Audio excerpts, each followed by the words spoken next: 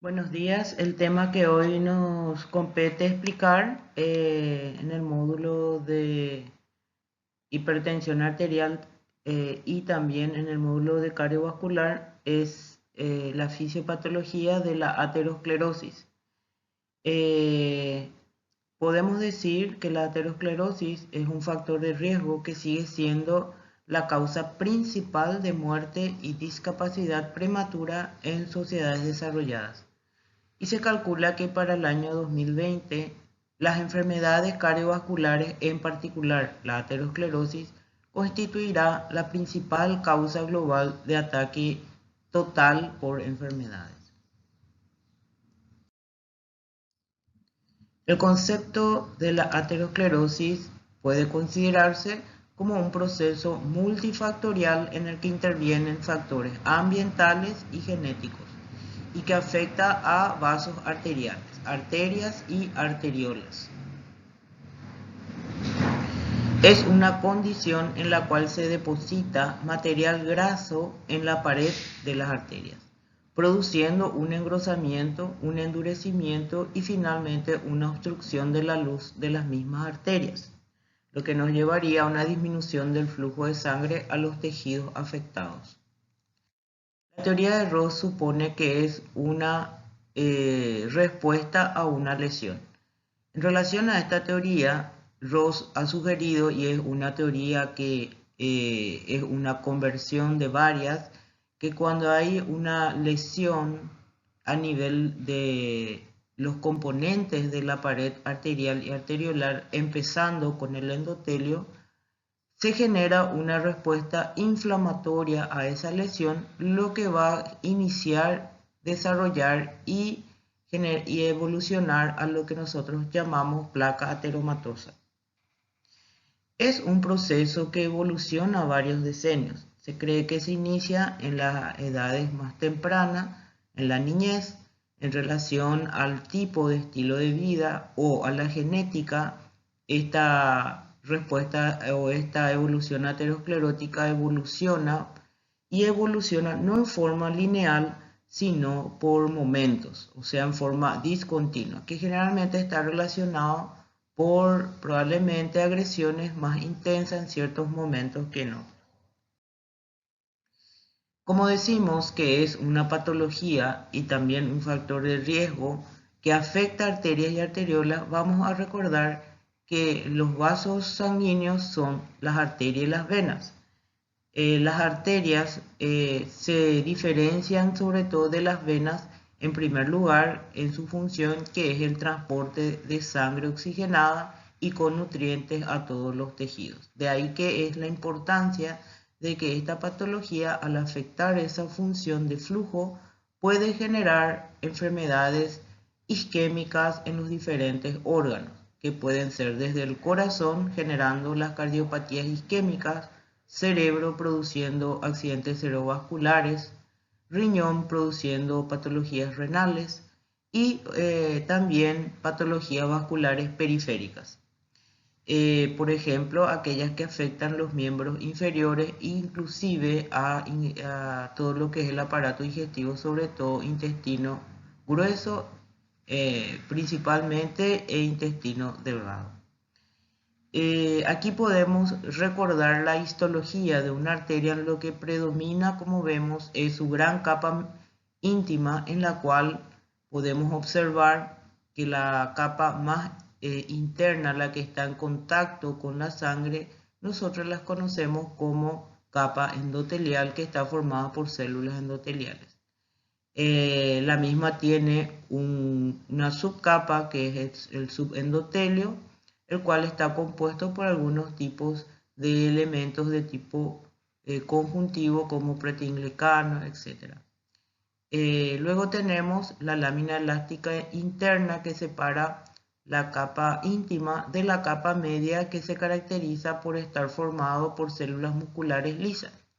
cuya función, todos sabemos por fisiología, es la de contraerse o relajarse, produciendo vasodilatación y o vasoconstricción. Luego tenemos la lámina elástica externa, que la separa de la adventicia, que es un tejido conjuntivo que recubre justamente a todas las paredes arteriales.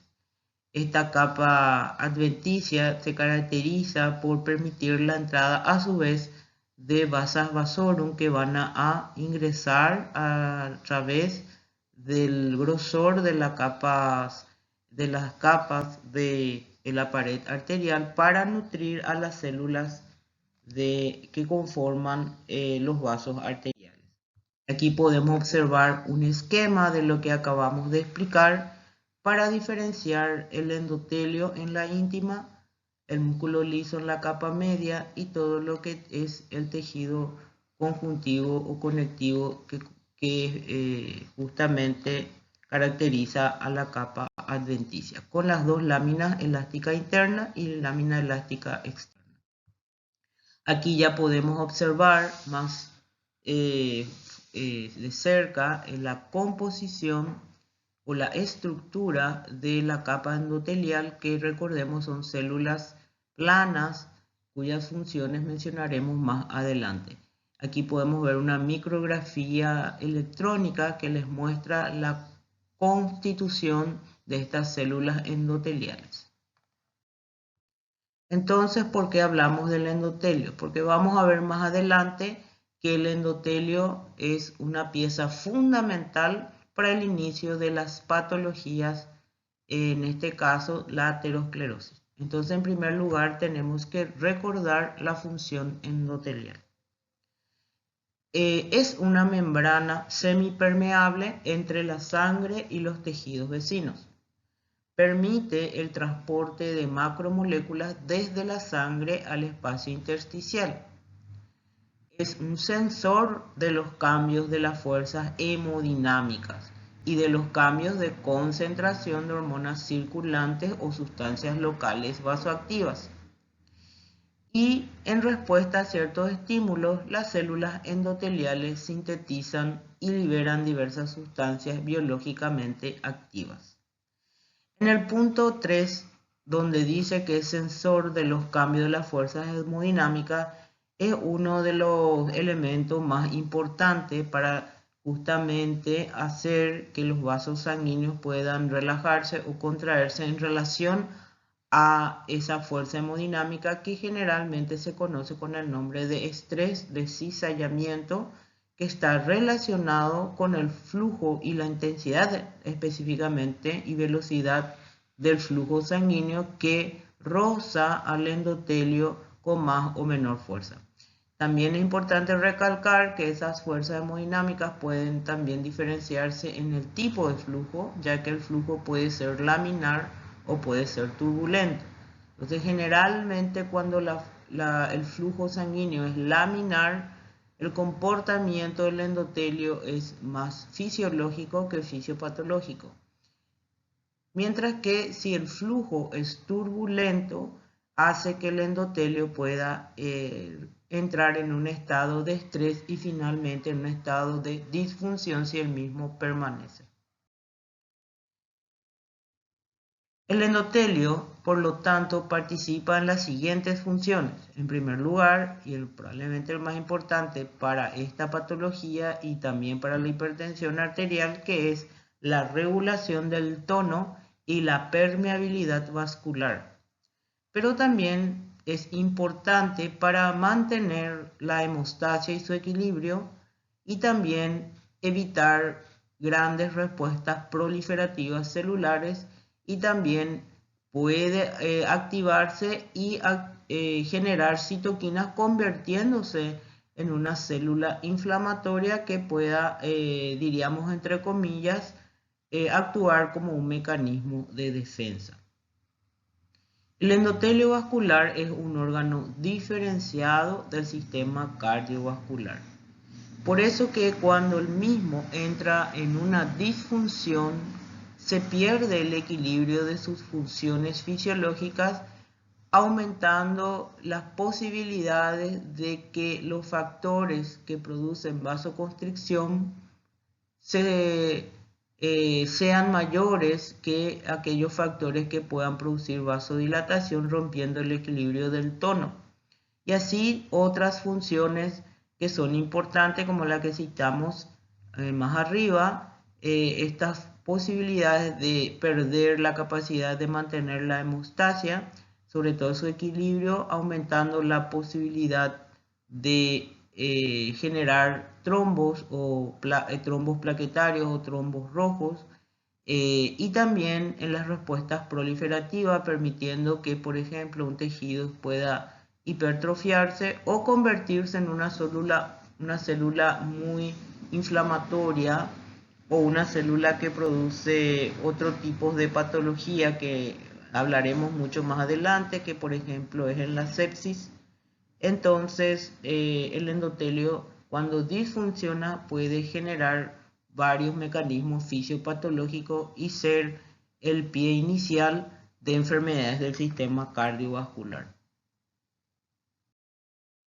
Entonces, cuando hablamos de función endotelial, tenemos que recordar que la misma puede estar o participar en la liberación de algunas sustancias vasoactivas, como por ejemplo, entre los vasodilatadores tenemos el óxido nítrico, el factor hiperpolarizante derivado del endotelio,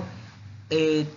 la participación sobre su superficie a través de receptores, como por ejemplo la acción de acetilcolina, serotonina, también la prostaciclina, que es un producto producido por el mismo endotelio, la bradicinina o algunos tipos de péptidos natriuréticos.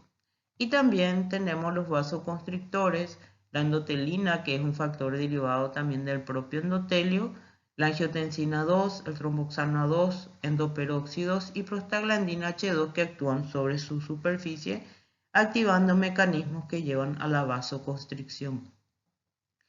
También dijimos que participa como factor de crecimiento, por eso podemos decir que regula el crecimiento de algunos tejidos. Por ejemplo, a través de promotores del crecimiento como el factor crecimiento derivado de la plaqueta, la endotelina 1 y angiotensina 2, que ya sabemos que además son vasoconstrictoras, el factor de crecimiento derivado del fibroblasto, y también participa en sustancias que producen inhibición del crecimiento como el heparan sulfato, el factor de transformación beta, la bradicinina y el óxido nítrico, que son también vasodilatadores, así como la prostaciclina. Como regulador de la hemostasia, de vuelta está el heparan sulfato, la trombomodulina, está el activador tisular del plasminógeno, el inhibidor del activador plasminógeno tipo 1, o conocido como el PAI-1, el óxido nítrico y la prostaglandina. Entre estos podemos citar algunos son inhibidores de la adherencia y la agregación plaquetaria y otros son estimulantes. También puede ser mediador o regulador de respuesta inflamatoria a través del óxido nítrico, a través de la expresión en su superficie de moléculas de adhesión como selectinas, moléculas de adhesión intracelular como el ICAM o moléculas de adhesión de las células vasculares como el BCAM. Y también como antígenos formando parte del complejo mayor de histocompatibilidad 2. En cuanto a la regulación endotelial del tono vascular, podemos decir que produce 3 sustancias vasodilatadoras que ya mencionamos anteriormente y aquí las podemos ver, y sustancias vasoconstrictoras, como la endotelina y la angiotensina 2, y que en situaciones de hipoxia o isquemia también pueden participar o regular la vasoconstricción, el tromboxano 2, los endoperóxidos y la prostaglandina H2. Aquí podemos ver el endotelio en relación al músculo liso, en el cual podemos ver que algunas situaciones que lo estimulan, como el estrés de cizallamiento o la activación de receptores que van a hacer que se produzca óxido nítrico, o por ejemplo cuando hay que hacer una inhibición plaquetaria, etcétera, varias situaciones en el cual lo que hace el endotelio finalmente es a través de un sustrato que es la L-arginina, cuando la misma se oxida o participa con el oxígeno a través de una enzima que se llama la óxido nítrico sintetasa, va a generar óxido nítrico. que es el que va a inhibir justamente la inhibición plaquetaria, va a inhibir la adhesión de monocitos, que vamos a ver luego que es también una pieza fundamental dentro de del inicio del desarrollo de la aterosclerosis. Y también el óxido nítrico como gas va a atravesar las membranas lipídicas de todas las células hasta llegar al músculo liso, haciendo o activando una enzima que es la guanilil ciclasa, que va a transformar el GTP en GMP cíclico, que es el que va a mantener aumentado las concentraciones, sobre todo de potasio, en el interior de las células musculares, haciendo que la misma entre en una situación de relajación. Aquí es importante recalcar que para que se produzca óxido nítrico se necesita la participación de calcio. En ese sentido es porque es importante recalcar, porque también hay posibilidades de producir óxido nítrico independiente del aumento de la concentración de calcio, y eso generalmente lleva a una producción de óxido nítrico en forma continua. Y eso puede llevarnos a un cuadro patológico dentro de algunas patologías infecciosas e inflamatorias. En este caso sí necesitamos la presencia de calcio, por lo tanto llamamos que esta óxido nítrico sintetasa, que va a convertir la arginina en óxido nítrico, se llama óxido nítrico, esta enzima se llama óxido nítrico sintetasa constitutiva. Y podemos observar la gran cantidad de factores humorales, hormonales, inclusive, y también neurohormonales, que actuando sobre diferentes tipos de receptores sobre la superficie del endotelio son capaces de producir o vasoconstrictores, en este caso como la endotelina, o vasodilatadores, en este caso como el óxido nítrico, y también el factor hiperpolarizante derivado del endotelio. Y también aquí podemos ver cómo en relación a qué receptor actúa en la acetilcolina, podemos ver que la misma al actuar sobre un receptor que es el muscarínico, puede activar la ciclooxigenasa y producir prostaciclina. Acuérdense que la acetilcolina, cuando la misma vamos a decir, actúa sobre su receptor en un endotelio sano, generalmente va a producir prostaciclina y también va a participar en la producción de óxido nítrico. Y cuando hay una disfunción endotelial, es esa función positiva que tiene la acetilcolina que se pierde como neurotransmisor del parasimpático. Es importante recalcar porque siempre estudiamos que el sistema nervioso simpático produce vasodilatación. Eso es muy cierto, pero siempre que el endotelio esté sano. Y acá también es interesante recalcar que cuando se produce en una situación normal un exceso de endotelina, esa misma endotelina va a actuar sobre el músculo liso a través de un receptor que es el receptor ETA, y va a producir contracción, que es su función. Pero al mismo tiempo podemos ver que esta misma endotelina puede ir a la sangre y activar un receptor que es el ETB, y este ETB va a producir la producción de óxido nítrico y de prostaciclina, haciendo que el mismo se equilibre en su función vasoconstrictora, haciendo entonces que no haya un exceso de vasoconstricción y llevando a un buen tono muscular. Aquí podemos ver entonces ya algunas funciones normales y anormales de las células relacionadas a la aterosclerosis. Por ejemplo, podemos decir que aquellas células como el endotelio, cuando están en una situación estructural y fisiológica normal, son células que cuando se activan por mecanismos que puedan generar alguna alteración,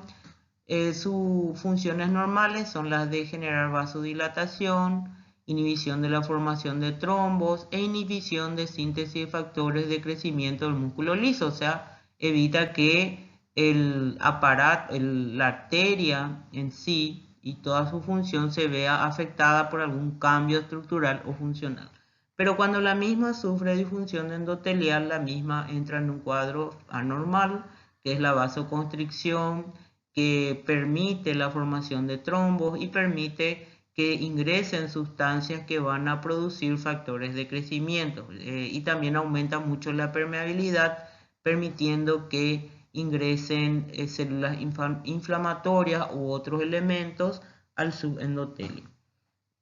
Luego tenemos el otro componente de la pared arterial, que es la célula del músculo liso, que como todos sabemos tiene un fenotipo contráctil, pero este fenotipo contráctil en la evolución de la placa aterosclerosa puede cambiar a un fenotipo sintético una vez que hay mucha agresión vamos a ver algunos factores, y eso va a hacer que el músculo liso migre hacia la región subendotelial, en donde se va a convertir en una célula sintetizadora, el que fundamentalmente va a estar produciendo factores de crecimiento y matriz de colágeno. Luego tenemos los macrófagos, las plaquetas y los linfocitos T, que normalmente no están presentes en la pared de los vasos arteriales, sobre todo en la región subendotelial, pero que en situaciones anormales los macrófagos pueden ingresar hasta, como monocitos, pueden ingresar hasta la región subendotelial, donde se convierten en macrófagos, y luego en se convierten en otro tipo de célula que se llama célula espumosa, que vamos a ver más adelante, que es una célula que está llena de LDL oxidado, y que ante esa situación es una célula que produce algunas enzimas como las proteasas, factores de crecimiento y factores quimiotácticos para más células inflamatorias. También las plaquetas, que generalmente no están presentes, una vez que hay una lesión endotelial, como vimos aquí, el endotelio pierde su acción antiagregante y antiadherente plaquetario, por lo tanto puede haber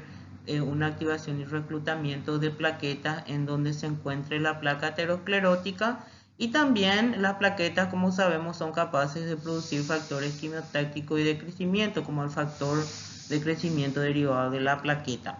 Y los linfocitos T, al igual que los monocitos, pueden adherirse al endotelio enfermo y luego ingresar hasta el interior de la región subendotelial, en donde activa a los macrófagos, a los factores quimiotácticos de crecimiento, y también producen algunos tipos de interleucinas.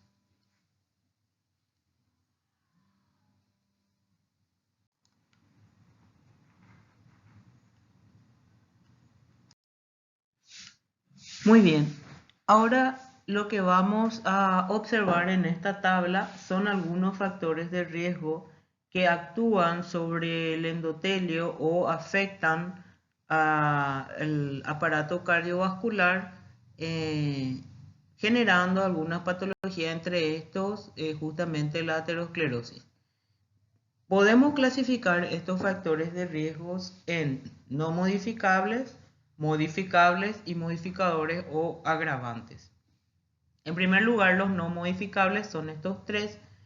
y al llamarse no modificables, evidentemente se entiende que no podemos hacer nada en relación a la edad, ya que como es una patología crónica, la misma se va estableciendo, como dijimos anteriormente, luego de decenios de inicio de la misma. El sexo se sabe que afecta mucho más al sexo masculino, y la herencia también se sabe que existen algunas agrupaciones familiares en donde prevalecen las dislipidemias u otros factores como la hipertensión o la diabetes, que veremos como modificables, pero que al heredar estos genes pueden iniciar más fácilmente que otras poblaciones la aterosclerosis. Justamente entre las modificables están todas aquellas que pueden lesionar el endotelio, y que como médicos, como futuros médicos, tenemos que saber cómo tratar de modificar, mejorando el estilo de vida del paciente. Entre ellos tenemos el tabaco, que aumentan mucho los radicales libres a nivel de la sangre, que llega al endotelio generando una lesión en el mismo, llevando a una disfunción endotelial. La diabetes, que a través de la hiperglicemia producen agentes de glicosilación oxidativa, que son productos que lesionan el endotelio como si fuese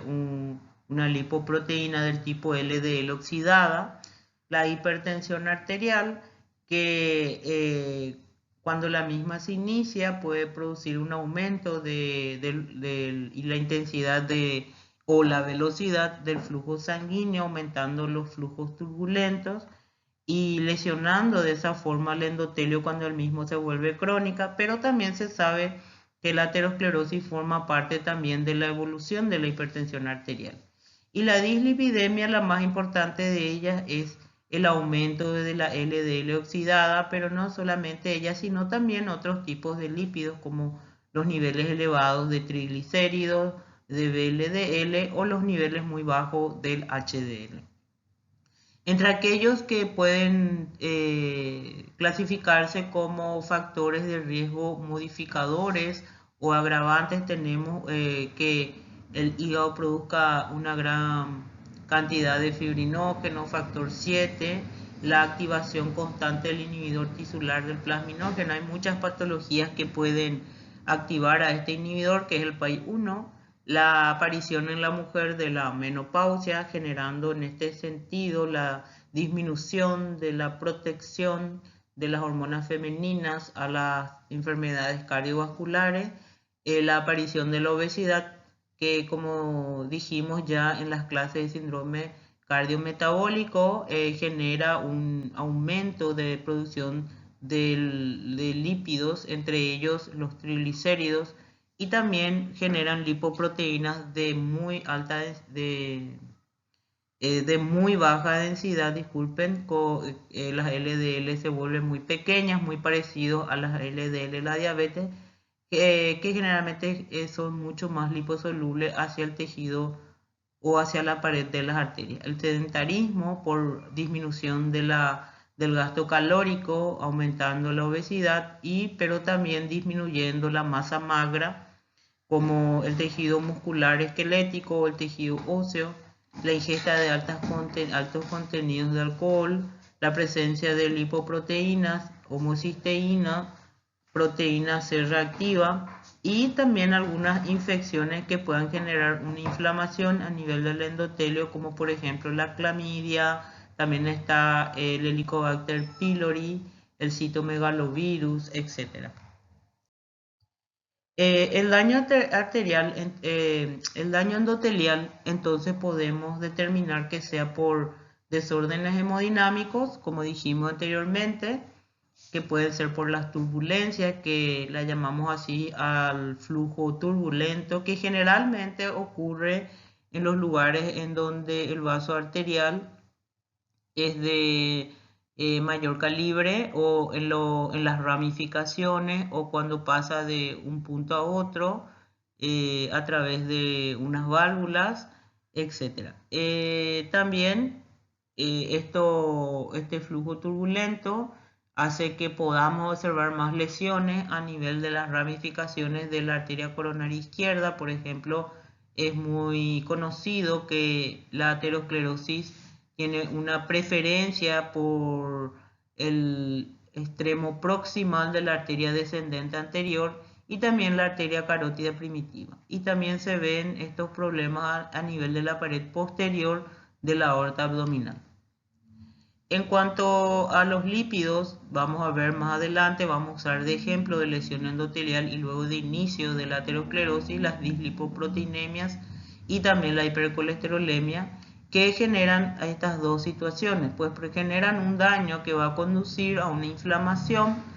y eso va a llevar a que el endotelio exprese el BICAM, que son moléculas de adhesión celular vascular, al cual se adhieren células inflamatorias como los monocitos que luego se convierten en macrófagos y los linfocitos T. También esta situación va a generar la producción de factores de crecimiento que va a llevar a una proliferación de músculo liso que, como ya dijimos anteriormente, va a cambiar su fenotipo de fenotipo contráctil al fenotipo sintético, el cual va a comenzar a producir grandes cantidades de matriz extracelular. Aquí en este dibujo justamente podemos observar la presencia de una arteria sana que ante algunas lesiones, como hemos mencionado en este cuadro, permite que haya un aumento debido a la disfunción, un aumento de la permeabilidad a las células inflamatorias, como en este caso los monocitos, una lesión a nivel del endotelio que hace que pierda su acción antitrombótica, aumentando la adhesión y agregación plaquetaria. Y así podemos ir observando cómo los monocitos que ingresan en la región subendotelial se transforman en macrófagos. Esos macrófagos van a fagocitar justamente el colesterol que se encuentra acumulado en la región subendotelial y pegado a la membrana de los proteínglicanos. Ese colesterol es generalmente el LDL oxidado, que ante esa situación los macrófagos lo van a fagocitar y se van a convertir en células espumosas, y luego vemos que la gran producción de factores inflamatorios por los monocitos macrófagos y los linfocitos T, y también la misma acumulación de productos del tipo de colesterol, van a generar una lesión de la lámina elástica interna. Y también, como dijimos en este cuadro, esta inflamación va a permitir que el músculo liso se transforme en músculo sintético, pero primeramente, como dije anteriormente, la lesión de la lámina elástica interna va a permitir la migración de células musculares lisas que se separan de la pared muscular media y van a ir y convertirse, como ya explicamos, en células musculares sintéticas. Al mismo tiempo, los macrófagos o células espumosas, debido al alto contenido de LDL oxidado, se llegan a morir ya sean por apoptosis o por necrosis, fundamentalmente por necrosis, liberando los productos lipídicos que se vuelven a oxidar más, los cuales van a formar un núcleo lipídico que nosotros le llamamos core lipídico, y las células musculares lisas, que en este caso se han transformado en células musculares sintéticas, van a producir tejido de matriz extracelular, que es lo que va a generar la capa fibrótica que va a rodear a este núcleo lipídico, generando una protrusión a la luz arterial, que es lo que va a iniciar justamente la disminución del flujo sanguíneo al tejido que está sufriendo este mecanismo fisiopatológico de sus arterias o arteriolas, generando las primeras, diríamos, manifestaciones clínicas de isquemia. Bueno, entonces tenemos que generalmente el endotelio, cuando funciona normalmente gracias al flujo laminar, y si el mismo aumenta, ese estrés y cizallamiento por flujo laminar va a generar la producción de óxido nítrico, y eso va a vasodilatar, va a inhibir la agregación plaquetaria, va a hacer una acción antiinflamatoria, permitiendo que el vaso tenga una perfecta función, ya que el aumento del flujo laminar puede ser por cualquier situación. Entonces, por ejemplo, si yo hago mucho ejercicio aeróbico, correr, caminar, saltar, nadar, andar en bicicleta, lo que hago es aumentar el flujo laminar, y eso va a generar que nuestro endotelio produzca óxido nítrico, que va a mejorar la vasodilatación de esa arteria y va a mejorar, por lo tanto, el flujo de sangre a los músculos esqueléticos. Ahora, ¿esto qué es lo que hace? Como tiene una acción también antiinflamatoria, debido a que el óxido nítrico va a activar un factor de Kepler. Este factor de Kepler 2 va a aumentar o va a activar la expresión de un antioxidante muy importante, que es la superóxido dismutasa, que va a proteger al endotelio de la especie reactiva del oxígeno, ya que acuérdense que el óxido nítrico mismo es una especie reactiva de oxígeno, ya que el óxido nítrico, cuando se degrada, se convierte en peróxido de nitrito o hidroxilo, etcétera, que son radicales libres. Cuando ocurre un aumento de lesión del endotelio por factores que ya mencionamos varias veces en los slides anteriores, pues van a haber predisposición de la disfunción endotelial en regiones específicas al comienzo, como por ejemplo en las ramificaciones de la arteria coronaria izquierda. Aquí, por ejemplo, podemos observar la arteria descendente anterior, ¿sí? Que es una ramificación de la arteria coronaria izquierda, que generalmente son las que más sufren de aterosclerosis y la evolución de la misma, que puede llevar inclusive a la protrusión, como vemos aquí, del flujo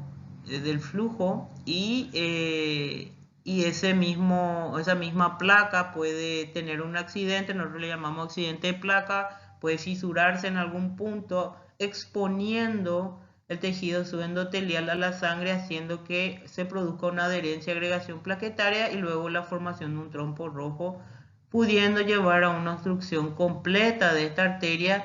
generando en el tejido terminal del miocardio, ¿qué cosa? Una isquemia en los primeros minutos y luego una necrosis que se conoce con el nombre de infarto agudo de miocardio. En este gráfico podemos observar cuando un vaso arterial es blanco de factores que van a lesionar primeramente el endotelio, como por ejemplo el LDL oxidado, cuando el mismo está muy aumentado, hay una dislipidemia, o también cuando otros mecanismos, como por ejemplo el estrés de cizallamiento, que puede considerarse como un factor mecánico, la acumulación o el aumento de productos como la homocisteína o factores de respuestas inmunológicas a toxinas, virus, etcétera, como mencionamos anteriormente, van a permitir que el endotelio y toda la pared arterial inicien una reacción o una respuesta inflamatoria. Una de las primeras cosas que ocurre, tomando como ejemplo la acción de la LDL sobre el endotelio, es que una vez que el mismo se acumula en la región subendotelial de la íntima, se pega en el lado extracelular de toda la matriz del proteinglicano, haciendo que haya una respuesta inflamatoria de parte de la sangre, el cual a través de los monocitos y linfocitos T se adhieren al endotelio a través de unas moléculas de adhesión celular, que específicamente es el BICAM, que es la molécula de adhesión de células vasculares, que justamente se expresan en la superficie del endotelio cuando el endotelio pierde su función y se expresa con una respuesta inflamatoria, valga la redundancia, con la expresión a nivel de la membrana celular del endotelio de estas moléculas de adhesión celular. Entonces los monocitos y los linfocitos atraviesan a través de migración por diapesis, como ya hemos explicado en inflamación, al lugar donde se encuentra esta LDL oxidada, y sobre todo el macrófago el monocito convertido en macrófago comienza a fagocitar, convirtiéndose en las células espumosas. Esas células espumosas llenas de LDL oxidada producen factores quimiotácticos para atraer más células inflamatorias, factores de crecimiento, etc. Se produce una lesión de la lámina elástica interna, donde el músculo liso migra y produce matriz extracelular, y las células macrofágicas convertidas en células espumosas, porque están cargadas de lípidos, mueren, generando detritus celulares y un núcleo lipídico, que ya dijimos que es la parte central de la placa aterosclerótica. Y eso va a generar una producción de una capa fibrótica, que justamente se produce gracias a la función nueva que tiene el músculo liso de ser una célula sintética de producción de materia extracelular, rodeando a nuestro núcleo lipídico y generando ¿qué cosa? Una disminución de la luz arterial y una disminución del flujo de sangre a los tejidos. Entonces vamos a enfocarnos en la LDL, que generalmente podemos decir que cuando la misma sufre modificaciones, por más mínimas que sean, generalmente eso va a producir una alteración en su estructura que vamos a ver más adelante.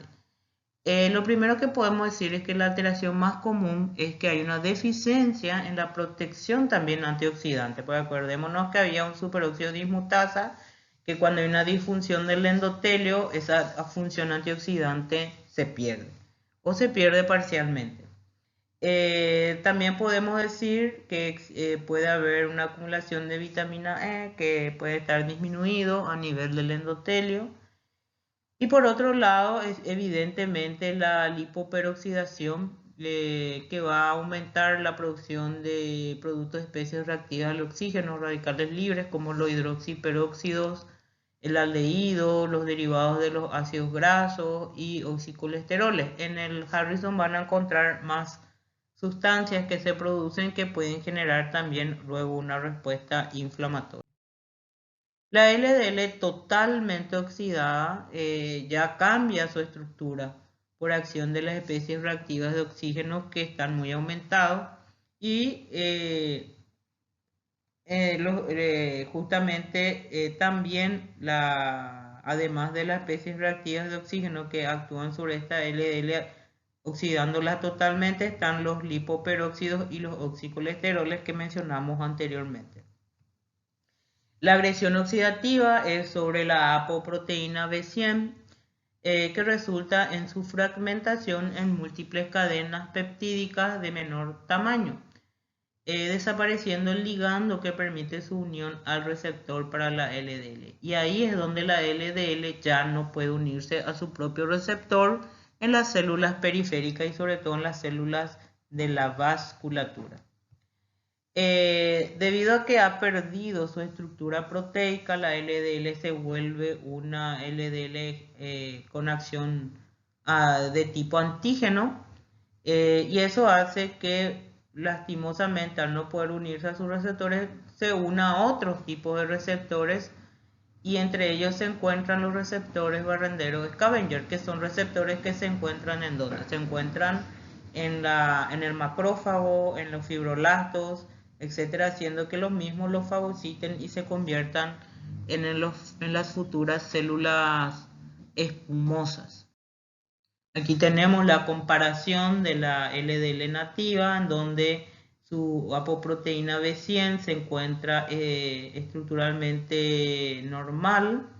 que es lo que hace que esta LDL pueda unirse a receptores y pueda ser fagocitada por las células, y una vez que las células tienen una gran cantidad de LDL en su interior, se dejan de expresar receptores para LDL, haciendo entonces que las mismas vuelvan al hígado. Eso ya no se puede hacer cuando la LDL se oxida mucho por acción de los radicales libres y los lipoperóxidos, como mostramos anteriormente, haciendo que, como dijimos, se fragmente su porción ApoB100, perdiendo totalmente su identidad nativa y convirtiéndose en un antígeno que va a responder o que va a ser fagocitado por otros tipos de receptores, que son los barrenderos o los scavengers. Aquí podemos ver que normalmente la LDL es captada por el receptor, se internaliza con el receptor presente por endocitosis por acción de la clatrina, que es el citoesqueleto que está por debajo de la membrana celular, y el conjunto LDL receptor que fue endocitado se engloba por el lisosoma, y el receptor puede ser reciclado y el colesterol luego se libera en el citoplasma. Este colesterol que pasa por este proceso disminuye la expresión de receptores para LDL, ¿sí? Garantizando entonces un menor aporte subsecuente a la sangre de colesterol. ¿Esto previene de qué cosa? Esto previene el acúmulo de cantidades excesivas de colesterol que llevaría a la formación luego de células espumosas precursoras de placas ateromatosas. Sin embargo, cuando la LDL es captado por receptores Scavenger, ya estamos hablando de la L oxidada,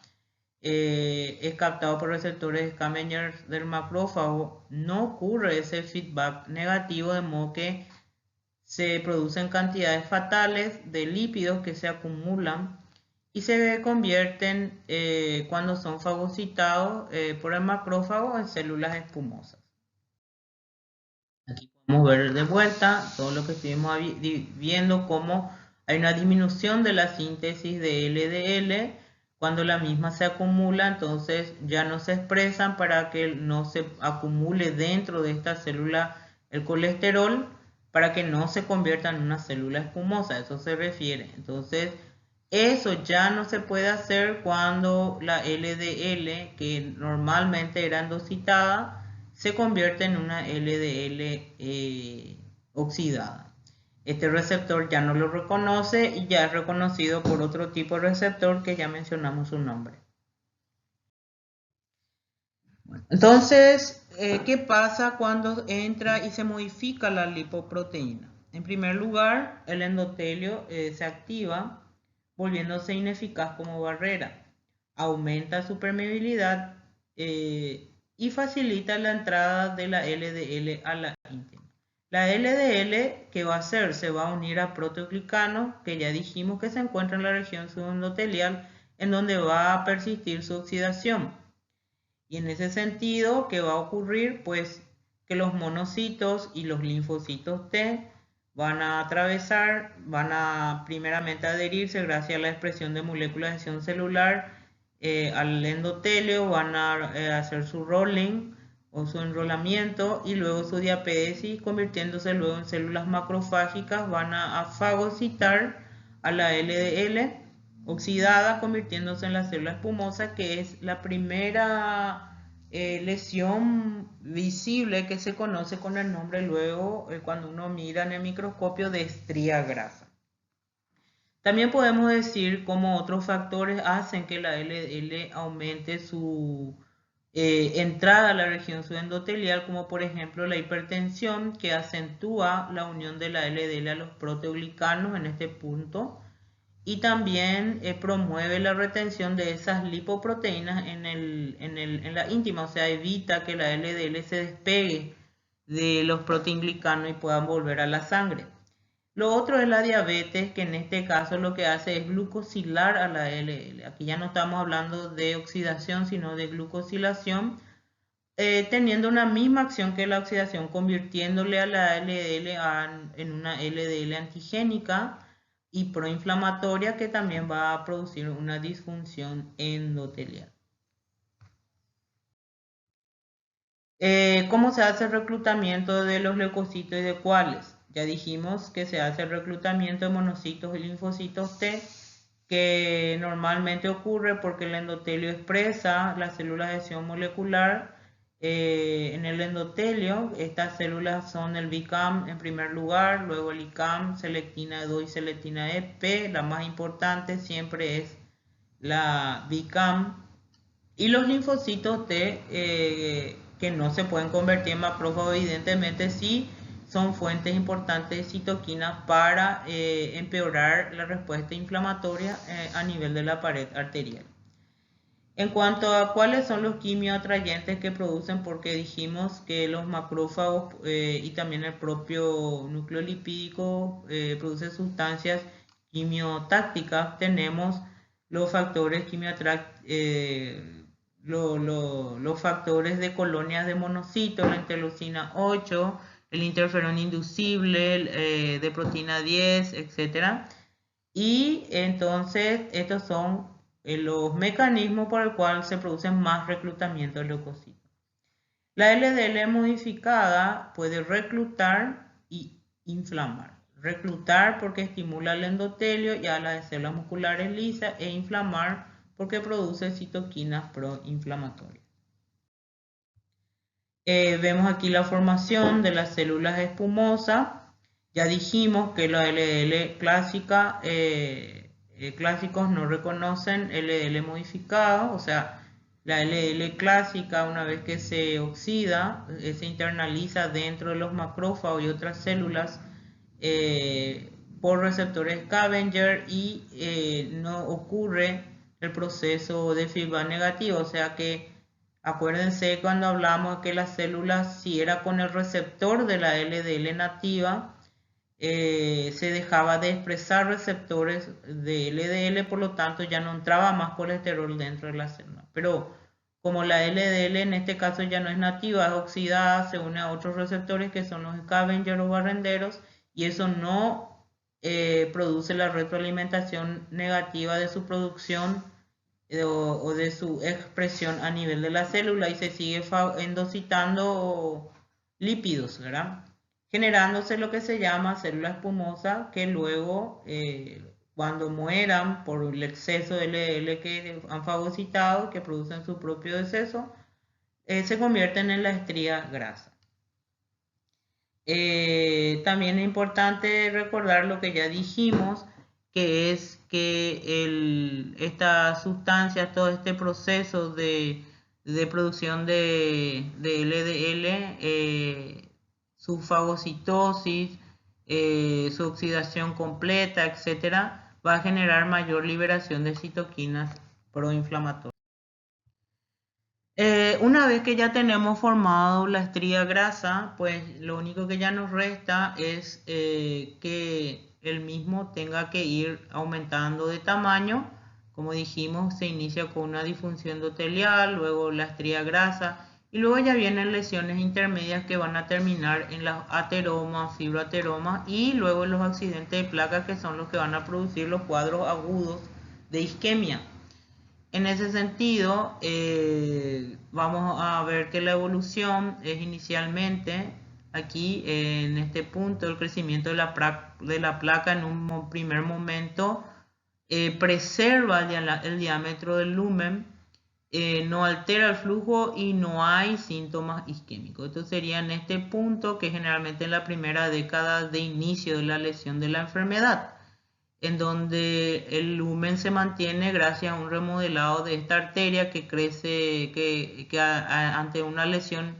inicial trata de mantener el lumen haciendo un remodelado hacia la capa adventicia.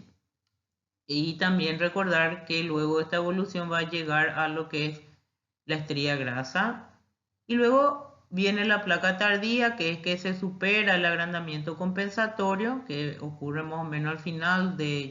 la formación de la estría grasa, donde ya vemos cómo la luz del vaso va disminuyendo, causando generalmente a partir de la tercera década de inicio de la lesión, o de la tercera década del hombre, porque acuérdense que las lesiones empiezan muy pequeñas, donde ya se pueden producir algunas manifestaciones, como por disminución de flujo, como por ejemplo angina de pecho, que es del dolor de pecho anginoso, y claudicación de extremidades, que es cuando una persona camina mucho y luego siente dolor en las piernas porque el flujo de sangre no llega adecuadamente a las piernas, haciendo que la persona tenga que claudicar en la caminata y quedarse quieto. Y luego ya vienen los cuadros isquémicos agudos, en que ocurre cuando esta placa ateromatosa ya conformada puede romperse, específicamente la capa fibrótica, exponiendo la región subendotelial, que son todas moléculas protrombóticas. Acuérdense que ahí están todo lo que es factor tisular, etc. Y bueno, ese trombo puede obstruir completamente la luz arterial, generando infartos en los tejidos, o puede romperse y embolizar. En ese sentido tenemos los cuadros isquémicos agudos. Y por último vamos a explicar cómo la estría grasa evoluciona a una placa ateromatosa, y tiene que ver específicamente en este punto, que es con la migración de la célula del músculo liso de la capa media a la capa subendotelial. En primer lugar, las células espumosas, que ya sabemos que son los macrófagos llenos de grasas, atraen en primer lugar la entrada de plaquetas por microfisuras, y estas van a producir factores de crecimiento derivados de la plaqueta, que son importantes para la migración del músculo liso al espacio subendotelial. También otros productos como el factor de necrosis tumoral alfa, la interleucina 1, el factor de crecimiento fibroblástico, el factor de crecimiento transformador beta, van a generar proliferación de células musculares lisas residentes y producción de matriz extracelular. Por otro lado, las células endoteliales van a seguir atrayendo migración y proliferación también de células musculares lisas hacia la región subendotelial, y las propias células musculares lisas van a producir la activación de leucocitos que van a liberar citoquinas que van a mantener la inflamación y que por lo tanto van a reforzar la lesión. Entonces aquí podemos ver cómo la capa, la lámina elástica interna se rompe por acción inflamatoria, por la necrosis de los macrófagos, de las células espumosas, por la acumulación de LDL oxidado, por todo lo que acabamos de mencionar anteriormente. Eso permite que las células musculares lisas se desprendan de la capa media, sean atraídas hacia la región del núcleo lipídico, la rodean, producen matriz extracelular, produciendo finalmente la placa ateromatosa. Y esa placa ateromatosa, vamos a dar luego en cardiopatía isquémica, pueden ser placas estables o inestables. Pero en este punto,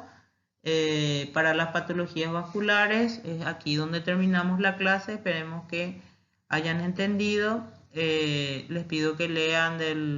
los libros que son de la cátedra para reforzar esta clase. Muchas gracias.